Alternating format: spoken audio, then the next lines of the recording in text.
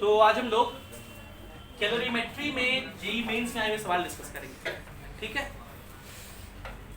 तो पहला सवाल है कि when 100 gram of liquid A, 100 gram of liquid A, तो हम लोग एक कंटेनर बना लिए और इसमें दिखा लिए 100 gram A at 100 degree Celsius. इसका टेम्परेचर कितना है? Is added to 50 gram of liquid B at 75 degree Celsius. तो एक दूसरा 50 ग्राम का लिक्विड है बी, कितने टेम्परेचर पे? तो इनको हम लोग ऐड किए, मतलब मिक्स किए। तो आपको तुरंत प्रिंसिपल ऑफ कैलोरीमेट्री ध्यान में आना चाहिए। बोलो, एक हीट लॉस करेगा, दूसरा हीट, ये वाला हीट लॉस करेगा, ये वाला heat. The temperature of mixture becomes 90 degree Celsius. ये टेम्परेचर कितना बना? ठीक। तो हम लोग अभी क्वेश्चन आगे नहीं पढ़ रहे, लेकिन इतना का क्या डिसाइफर किए मीनिंग हम, कि इसने हीट लॉस किया होगा, लॉस किया होगा ना। कितना हीट इसने लॉस किया होगा? इसका मास 100 ग्राम इनटू इसका स्पेसिफिक हीट SA, बोलो, into change in temperature 10 is equals to, इसने हीट गेन किया होगा। कितना हीट गेन किया होगा? इसका मास 50 ग्राम में ही लिखा है, इधर भी ग्राम में था, इधर भी ग्राम में था। स्पेसिफिक हीट B का इनटू चेंज इन टेम्परेचर 50, दोनों बराबर कर दिए। तो 50 से ये 100 कट गया दो बार में, 50 से ये 100 कट गया, 5 से ये 10 कट गया दो बार में, 5 से ये SB को उधर भेज दिए। तो SA बाय SB कितना हो जाएगा? 3/4, पहला इक्वेशन, ठीक है। अब क्वेश्चन आगे क्या लिखता है? ठीक है, तो ये क्वेश्चन ऐसे पढ़ना हुआ, आप एक लाइन पढ़े, उसका अपने कॉन्सेप्ट से समझे कि ये जो लाइन दिया हुआ है इसका मतलब SA और SB का क्या दिया हुआ है? रेशियो दिया हुआ है। समझ में आया? अब देखिए आगे चलते हैं। The temperature of mixture if 100 gram of liquid है, फिर से देखिए 100 ग्राम A का at 100 degree Celsius is added to 50 gram of B, 50 gram B का लिए हैं at 50 degree Celsius will be. तो टेम्परेचर किसका पूछ रहा है? मिक्सचर का कितना होगा अगर इन दोनों को मिक्स कर लेते। ये टेम्परेचर आपको बता दें। फिर से वही नियम, ये क्या करेगा? हीट लॉस की गेन लॉस करेगा, कि ज्यादा टेम्परेचर पे है ना इससे, तो ये लॉस करेगा। कितना लॉस करेगा? 100 into specific heat SA into 100 minus, ये 100 ज्यादा होगा क्योंकि 100 और 50 को मिलाओगे तो टेम्परेचर T 100 से कम आएगा। तो डिफरेंस क्या लिखेंगे? 100 minus T is equals to, ये गेन करेगा कितना? 50 इनटू स्पेसिफिक हीट B का इनटू ये टेम्परेचर T 50 से क्या होगा? तो डिफरेंस क्या लिखेंगे? ठीक है। फिर से देखिए, आप थोड़ा काटपीट करते हैं हम लोग। ये 50 से ये 100 कितने बार में कट गया? आप SB को इधर भेज दीजिए, तो SA by SB is equals to क्या होगा? इसको हम लोग इधर भेज दिए तो T माइनस 50 इधर में था और ये 2 से मल्टीप्लाई होके 200 माइनस 2T था, है ना। और SA बाय SB तो पता है हम लोग को कितना? 3/4। तो आप क्रॉस मल्टीप्लाई कर दीजिए, आपका आंसर निकल जाएगा। क्रॉस मल्टीप्लाई करिए, 4 इससे मल्टीप्लाई होकर कितना हो जाएगा? 40 minus 200 is equals to 600 minus ये 10T इज इक्वल्स टू 800, तो T is equals to 80 degree Celsius, क्योंकि डिग्री सेल्सियस में। तो ऑप्शन सी सही है। इजी, समझ में आ गया सवाल? ऐसा ही अगला सवाल है। पहले आप वीडियो पॉज करके सवाल पूरा अटेम्प्ट कर लें, तभी फिर सॉल्यूशन पार्ट करेंगे। देखिए सवाल क्या है। 1 kg of water, 1 kg of water at 20 degree Celsius is heated in an electric kettle। तो ये मान लेते हैं कि इलेक्ट्रिक केटल है, इसमें क्या लिए हम लोग? 1 kg वाटर लिए। कितने डिग्री सेल्सियस पर? At 20 degree Celsius. 100 में कितना लिए हैं? 20 degree Celsius. whose heating element has the mean resistance of 20 ohm. मैं इसको हीट कर रहा हूं हीटर से, तो इस हीटर का रेजिस्टेंस कितना है? 20 ओम। The RMS voltage in the main is 200 volt और इसको जो आरएमएस वोल्टेज दिए हैं Vrms वो कितना है 200 वोल्ट। अब पहले इतना बात का मीनिंग समझते हैं।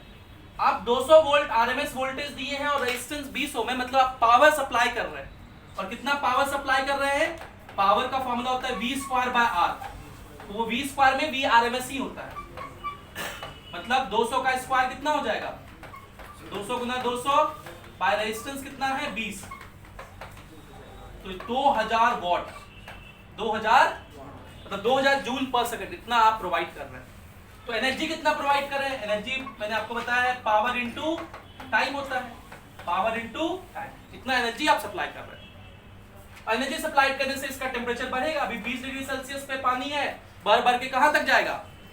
100 डिग्री सेल्सियस तक। फिर हीट करोगे तो क्या होगा? टेम्परेचर कांस्टेंट रहेगा 100 और क्या कन्वर्ट बनना शुरू हो जाएगा?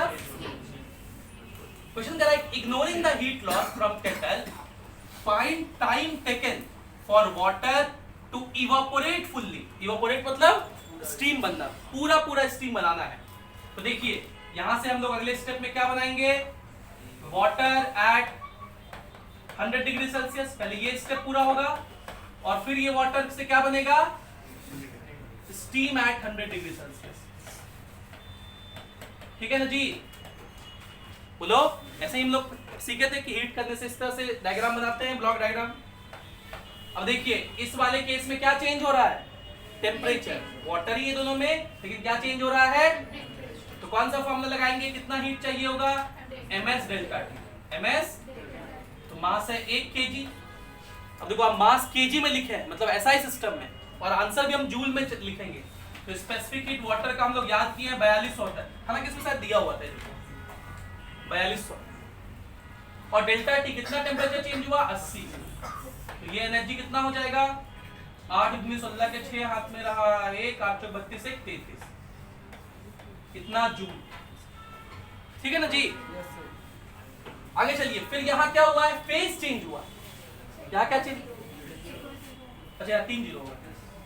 यहाँ क्या चेंज हुआ है? फेज चेंज हुआ है, टेम्परेचर चेंज नहीं हुआ। फेज चेंज में हम लोग लेटेंट हीट लिखते हैं m इंटू एल।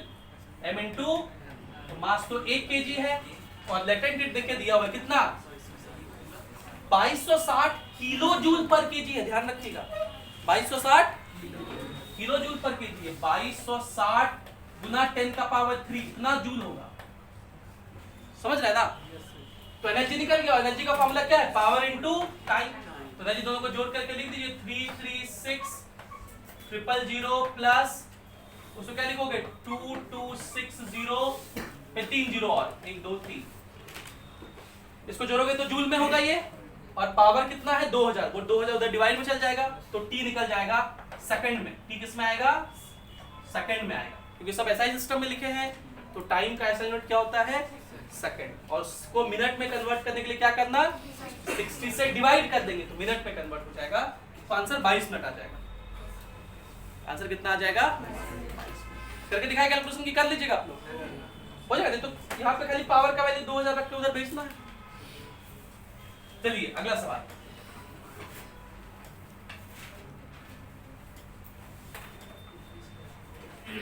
पहले सवाल आपको खुद से अटेम्प्ट करना है, ठीक है? फिर सॉल्यूशन पार्ट हमेशा देखना है। देखिए अगला सवाल 22 अप्रैल 2019 का सवाल यह है कि m1 ग्राम आइस लिए हैं। m1 ग्राम कितने पे? तो पहले हम एक ब्लॉक डायग्राम बना लें। m1 gram ice eight -10 degree Celsius. m1 gram ice eight -10 degree Celsius. बाकी इसका स्पेसिफिक हीट दे दिया है 0.5 कैलोरी पर ग्राम डिग्री सेल्सियस। ये तो हम लोग को याद भी रहता है। वाटर का 1 होता है और स्पेसिफिक हीट आइस का 0.5 होता है कैलोरी में। Is added to m2 gram of water at 50 degree Celsius. मतलब एक मेरे पास और क्या है? m2 ग्राम वाटर है एट 50 डिग्री सेल्सियस और दोनों को मिक्स किए हैं हम लोग। दोनों क्या किए हैं? मतलब फिर से प्रिंसिपल ऑफ कैलोरीमेट्री का बात आएगा। फिर से किसका बात आएगा? Principle of. ये हीट लॉस करेगा और ये हीट लो टेम्परेचर पर है। Finally no ice is left. Finally कोई आइस नहीं बचा है। And the water is at 0 degree Celsius. तो फाइनली यहां पे क्या है हमारे पास, water at 0 degree Celsius, water at, तो पूछ रहा है the latent value of latent heat of ice in calorie पर ग्राम। बताइए आइस का लेटेंट हीट कितना होगा। तो आप देखिए आइस हीट क्या करता है, गेन कर रहा है यहाँ, और गेन करके कहां तक पहुंचा है, वाटर एट 0 डिग्री सेल्सियस। तो आप सोचिए आइस के लिए इसको हीट मिला होगा तो पहले क्या हुआ होगा, इसका क्या हुआ होगा, पहले इसका टेम्परेचर बढ़ा होगा, कहां तक पहुंचा होगा, 0 डिग्री सेल्सियस तक। कहां तक पहुंचा होगा, 0 डिग्री सेल्सियस तक पहुंचने में कितना हीट चाहिए होगा, ms डेल्टा टी। तो m1 इसका स्पेसिफिक हीट कैलोरी में 0.5 इंटू डेल्टा टी 10। अभी ये बना होगा आइस एट 0 डिग्री सेल्सियस, लेकिन मुझे बताना क्या है, तो आइस अब कन्वर्ट होगा m इंटू LF, तो m1 इंटू LF, ठीक है। इतना हीट इसने गेन किया और इसने हीट लॉस किया है। ये वाटर था, अभी भी क्या है, तो इसका सिर्फ टेम्परेचर चेंज हुआ है, फेज चेंज। तो इसके लिए क्या इक्वेशन लिखेंगे, खाली टेम्परेचर चेंज है, तो m2 इंटू वाटर का स्पेसिफिक हीट A होता है कैलोरी पर ग्राम में, इंटू चेंज इन टेम्परेचर, ठीक है। ये हीट लॉस्ट है, ये हीट, तो दोनों को मिक्स किए हैं, प्रिंसिपल ऑफ कैलोरीमेट्री क्या कहता है, दोनों हीट इक्वल होगा ना। हम लोग को LF का वैल्यू चाहिए, तो हम लोग इस इक्वेशन को सॉल्व कर दीजिए। खाली ये क्या लिखा हुआ है, 5m1, ये लिखा हुआ है 5m1 plus m1 LF is equals to 50m2 is equals to 50m2। हम लोग को LF चाहिए, तो पहले 5m1 को उधर भेज दो, m1 into LF is equals to 50m2 minus 5m1, तो LF हो जाएगा, इस m1 से डिवाइड कर दो, तो 50m2 बाय m1 माइनस 5, ये 50 लिखा हुआ है, 50m2 bye m1 minus 5। Option देख रहे कितने आसान सवाल आते हैं। अगर आप सही से सारे थ्योरी को किए हैं, सही से आप इक्वेशन लिख लेंगे, तो आपसे बन जाएंगे सवाल पक्का। एक आखिरी सवाल और करते हैं। ये सवाल है m gram of steam eight 100 degree Celsius. तो पहले हम लोग स्टीम बना लेते हैं, स्टीम किसी पाइप के थ्रू आएगा, तो ये बना लिए m ग्राम स्टीम एट 100 डिग्री सेल्सियस। अरे पता है ये सब वर्ड सुन के मेरे माइंड में क्वेश्चन आगे क्या क्या होगा ये चलने लगता है, आपके माइंड में भी चलना चाहिए कि अब स्टीम को तो और हीट करेगा नहीं, स्टीम को किसी में डालेंगे तो क्या होगा। पहले इसका ये गैसियस स्टेट में है 100 डिग्री सेल्सियस, पहले ये हीट लॉस करके लिक्विड में बदलेगा, m इंटू LV लिखेंगे equation, m into LV, m into LV, और फिर उस लिक्विड का टेम्परेचर क्या होगा, कम होगा, तो ms डेल्टा टी लिखना पड़ेगा, है ना। यही सब सोचना है ध्यान में। Is mixed with 200 gram of ice, किससे मिक्स किए हैं, आइस से। इस तरह से आइस होंगे, तो जैसे आइस में दिखा कितने पे है, ice at its melting point, मतलब ये 0 डिग्री सेल्सियस पर ही है, तो इसको हीट मिलेगा तो क्या होगा, पहले वाटर में बदलेगा और फिर उसका टेम्परेचर बढ़ेगा। इन दोनों को हम लोग मिक्स कर रहे हैं, मिक्स कर रहे हैं किसमें, थर्मली इंसुलेटेड कंटेनर में।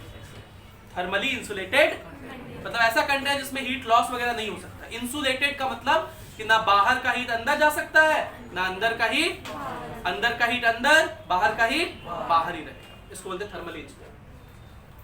If it produces liquid water at 40 degree Celsius, इसको मिलाने से क्या बना, फाइनली वाटर बना कितने पे, एट 40 डिग्री सेल्सियस, और सबका वैल्यू दिया हुआ है। तो बताइए m का वैल्यू किस में होगा, ठीक है, m ग्राम में है तो ग्राम में ही बताना है।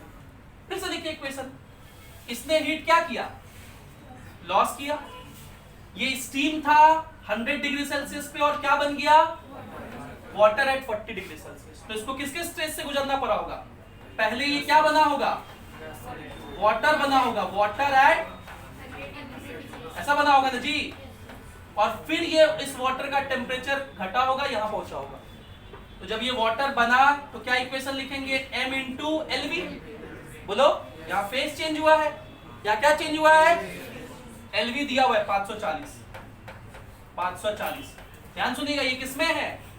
कैलोरी पर ग्राम में, मतलब मास ग्राम में होना चाहिए, और ये पूरा एनर्जी किसमें आया है? कैलोरी में आया है। अब ये वाटर का टेम्परेचर चेंज हुआ है, बोलो, तो इसके लिए ms डेल्टा टी लिखोगे। कितना मास है? m।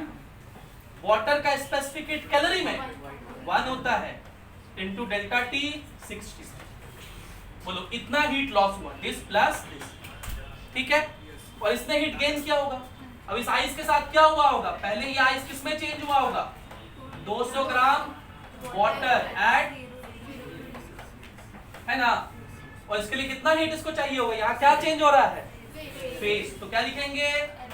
m into LV, sorry m into L F, पता नहीं। और एल एफ कितना दिया हुआ है? 80। तो 80, अच्छा इसका मास तो दिया हुआ है 200 ना, तो 80 इंटू 200, 1600 कैलोरी, 16,000 कैलोरी, ठीक। और फिर इस वाटर एट 0 डिग्री सेल्सियस का टेम्परेचर बढ़ के कहां तक आया है? 40 डिग्री सेल्सियस तक। तो इसके लिए इक्वेशन क्या लिखेंगे? ms डेल्टा टी 200 ग्राम में, स्पेसिफिक हीट 1 कैलोरी पर ग्राम में, और डेल्टा टी कितना इसके लिए? 40। तो ये एनर्जी कितना होगा? 4 दूनी 8, 8000 कैलोरी, ठीक है। तो इसने हीट क्या किया है? गेन किया है, और इसने हीट, तो lost heat is equals to, बराबर करिए, दोनों को बराबर करिए। ये कितना लॉस्ट है? 600। ये देखो 540 m लिखा हुआ है प्लस 60 m, तो ऐड करोगे कितना हो जाएगा? 600 m is equals to 16,000 plus 8,000, 24,000। तो m is equals to 2 zero से 2 जीरो कटा 4 बार, क्या 2 जीरो से 2 जीरो कटा 1 जीरो और आएगा, sorry. m is equals to कितना आ जाएगा? 40। तो m का वैल्यू 40 ग्राम में आएगा, क्योंकि ग्राम में लेके चलो। आया बात समझ में? तो कैलोरीमेट्री का डिस्कशन हम लोग यहीं पे समाप्त करते हैं।